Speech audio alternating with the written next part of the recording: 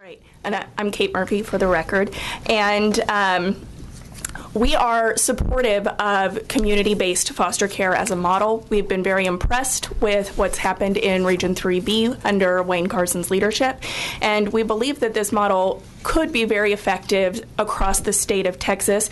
We do have some things that we think could help strengthen the bill. First, regarding the timeline set out in HB 6, we would really like to see that attached to a readiness review instead of hard dates to make sure that communities are set up for success and are really in a good position to move forward and take on the responsibilities.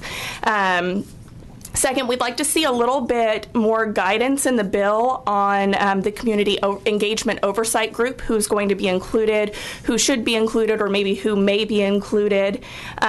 Looking at the qualifications of a single source continuum contractor, one of the things that we think is really important about community-based care is that it is an entity that has community ties. We think that's one of the reasons that ACH has been so effective. So we would like to see language in the bill that says something like a demonstrable history of coordinating care for children or families within the catchment area to ensure that there are community ties.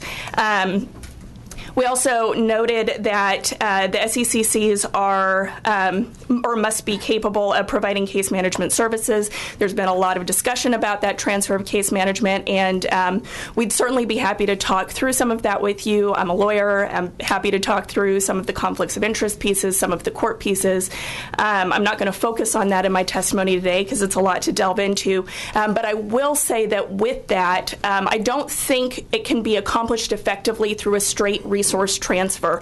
One of the issues that we're seeing at the state level is that we have very high caseloads, and if we just do a straight resource transfer, we very well may be just directly transferring those high caseloads over, and the SSECs won't be any better equipped to handle those than our state office is right now. In terms of the required contract provisions, that's another piece that relates to rate and rate setting, and I believe the bill is designed to increase flexibility in rate setting for that blended rate. I think it's a little bit fuzzy how that looks or how that's intended, and I think getting the rate right is very critical if we're going to ensure the success of these contractors and making sure that they're being fully reimbursed for the good services that they're providing and the good work that they're doing. I wanted to highlight the importance of the contingency plan that's included. We think that's a really great provision.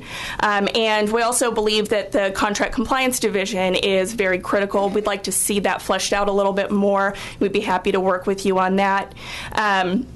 I wasn't planning on talking about this, but because it's come up and because there have been ongoing conversations about the issue of qualified immunity or conscience protection, one of the things that I would like to point out is that one of the things that has made redesign so successful in Region 3B is the no eject, no reject policy. And as we're moving to a system where private providers are taking over the role of the state and are going to be designating all services, we want to make sure that however that's crafted or however that's managed, however that's done, that contractors are not allowed to reject children for religious reasons.